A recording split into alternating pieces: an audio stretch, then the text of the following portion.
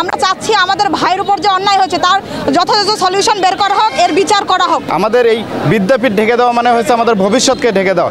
সকল পলিটেকনিক মুছে যাবে। আমাদের দাবি যদি না মানা হয় তাহলে আমরাই হব শেষ পলিটেকনিক শিক্ষার্থী।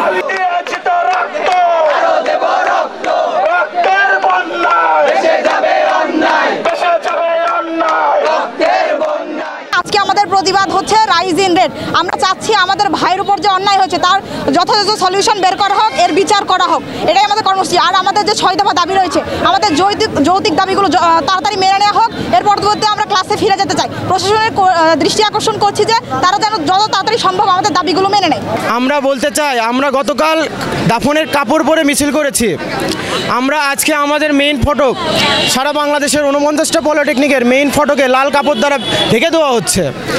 অস্তিত্বের এই সংকটাপন্ন সময়ে কোন পর্যায়ে গেলে একজন শিক্ষার্থী এরকম কর্মসূচি করতে পারে আপনারাই ভালো জানেন। আমাদের মানববন্ধনের উদ্দেশ্য হচ্ছে আমরা আমাদের মেইন ফটকে লাল কাপড় দিয়ে ঢেকে দিব।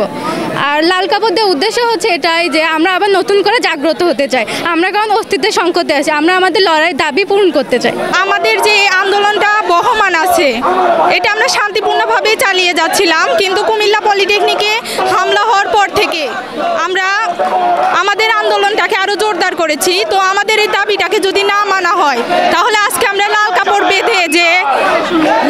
বেঁধে যে সংগ্রামটা করতেছি, এই লাল কাপড় বাঁধার কারণটা হলো সকল পলিটেকনিক মুছে যাবে।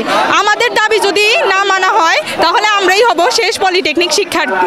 এই কর্মসূচির 3টা উদ্দেশ্য হতে পারে। একটা হচ্ছে যে আমরা প্রতিবাদী জাগরণ, যে ছাত্র সমাজ এখনও পর্যন্ত তারা রাজপথে আছে এবং সামনে ভবিষ্যতে তারা রাজপথে থাকবে যতদিন না পর্যন্ত আমাদের দাবি আদায় হয়। দ্বিতীয়ত উদ্দেশ্য হচ্ছে যে কুমিল্লায় আমার ভাইদের রক্ত ঝরানো হয়েছে, সেই রক্তের সেই চিহ্ন আমরা দেখাচ্ছি প্রতিফলক ঢেকে। তৃতীয়ত উদ্দেশ্য হচ্ছে যে আমরা যে প্রতিষ্ঠানের মেইন ফলকটা ঢেকে দিচ্ছি। আমরা প্রধান উপদেষ্টা বরাবর এই বিষয়টি দৃষ্টি আকর্ষণ করতে চাচ্ছি যে কারিগরি ছাত্র আন্দোলন বাংলাদেশ তথা সমগ্র পলিটেকনিক ইনস্টিটিউটের যে মেইন ফলক ঢেকে দেওয়া হচ্ছে, এটা কি আদৌ কি আমাদের বাংলাদেশের জন্য কল্যাণ বয়ে আনবে?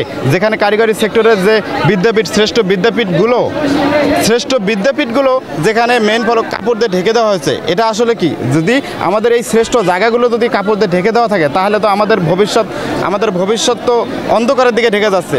আমাদের এই বিদ্যাপীঠ ঢেকে দেওয়া মানে হচ্ছে আমাদের ভবিষ্যৎকে ঢেকে দেওয়া। তাই আমি প্রধান উপদেষ্টা বরাবর সকল শিক্ষার্থীর পক্ষ থেকে আমি স্যারের কাছে আবেদন করব যে স্যার আমাদের বিষয়টিকে বিবেচনা করে যত দ্রুত সম্ভব সমাধানের চেষ্টা করবে এবং 6 দফা দাবি মেনে নিয়ে কারিগরি উন্নয়নের জন্য ভূমিকা রাখবেন ইনশাআল্লাহ। আমরা প্রশাসনের কাছে দৃষ্টি আকর্ষণ করতেছি, প্রধান উপদেষ্টা স্যারের কাছে দৃষ্টি আকর্ষণ করতেছি, আমাদের এই 6 দফা যৌক্তিক যে 6 দফা দাবি খুব দ্রুত বাস্তবায়ন করার পদক্ষেপ নেন। নইলে আমরা রাজপথে আছি, দাবি না আদায় হওয়া পর্যন্ত আমরা রাজপথেই থাকবো ইনশাআল্লাহ।